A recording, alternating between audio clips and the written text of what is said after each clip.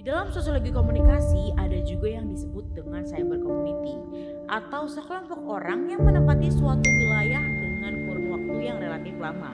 Kemudian mereka saling berkomunikasi hingga memiliki simbol-simbol dan aturan serta sistem hukum yang mengontrol tindakan anggota masyarakatnya. Tiap anggota masyarakatnya relatif bisa menghidupi dirinya sendiri. Selanjutnya ada komunikasi sosial maya nih. Biasanya komunitas ini memiliki kehidupan yang rumit. Umumnya sosial ini dibangun berdasarkan hubungan sekunder.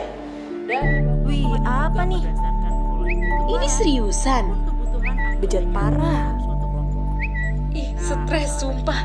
Ini harus di-up, jangan dibiarin pelaku hidup tenang. Dalam masyarakat maya ini, kebudayaan yang berkembang merupakan budaya-budaya pencitraan dan makna yang setiap saatnya ditukarkan di ruang interaksi simbolis.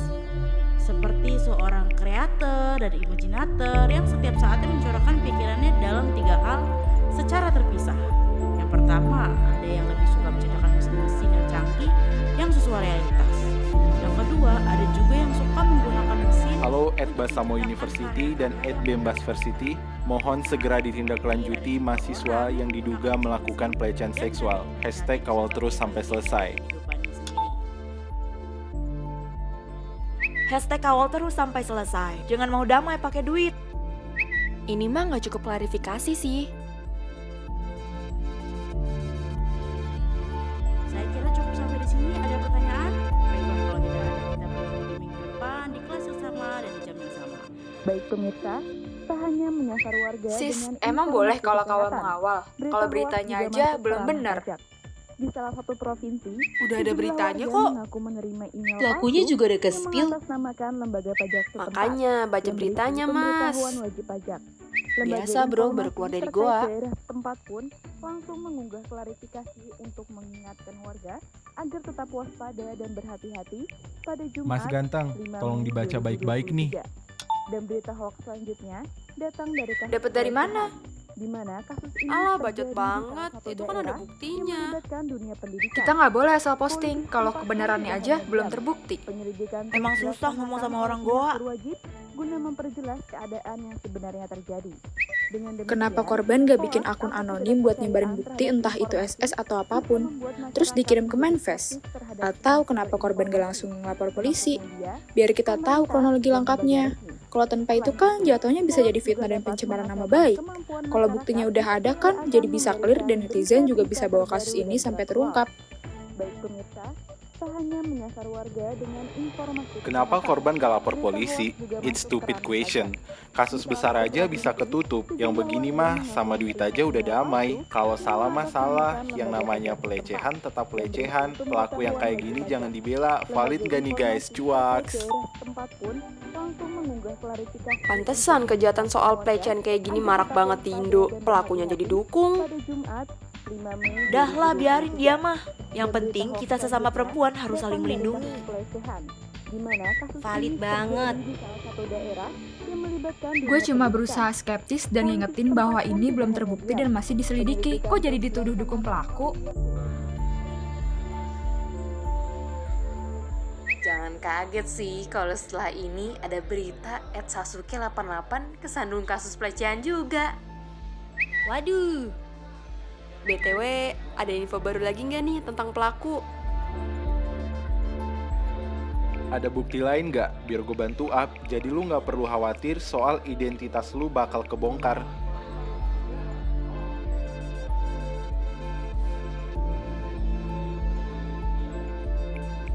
Yang begini masih mau diajak damai, masih mau dibela. Buat mahasiswa lain yang merasa hal yang sama, gue bakal jadi wadah kalian buat speak up. Jangan takut sama siapapun.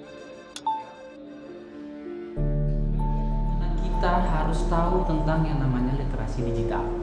Apalagi di zaman teknologi yang saat ini di mana kalian semua pasti menggunakan yang namanya gadget, dan itu kita harus selalu belajar dan tahu apa yang baik dan apa yang buruk gitu.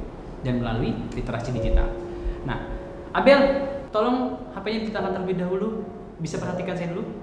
Ya, Pak. Oke, baik, saya lanjutkan. Seperti yang saya jelaskan tadi teman-teman, literasi digital atau kemelekan digital adalah pengetahuan dan kecakapan untuk menggunakan media digital, alat-alat komunikasi atau jaringan dalam menemukan, mengevaluasi, menggunakan, membuat informasi, dan memanfaatkannya secara sehat, bijak, cerdas, cermat, tepat, dan patuh hukum sesuai dengan kegunaannya dalam rangka membina komunikasi dan interaksi dalam kehidupan sehari-hari. Contohnya seperti kasus yang sedang ramai saat ini, banyak yang mendukung korban pelecehan tersebut, tapi masih ada juga yang berusaha netral dan menunggu buktinya terungkap. Nah, jangan sampai nih kita gegabah ketika menggunakan jari kita ketika dalam berkomentar di sosial media.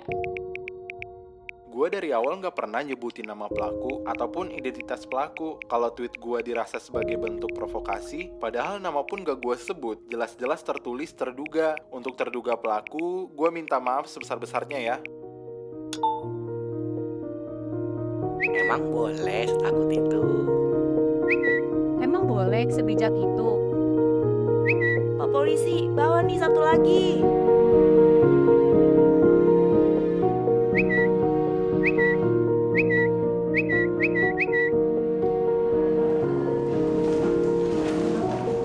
Reminder, siapapun yang salah atau benar, jangan terlalu gegabah di media sosial karena jejak digital itu ada loh.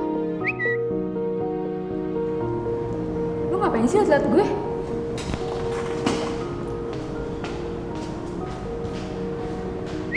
Apa gua bilang, WKWKWK, di sosmed tuh harus pandai tahan jempol, entah masalahnya apapun.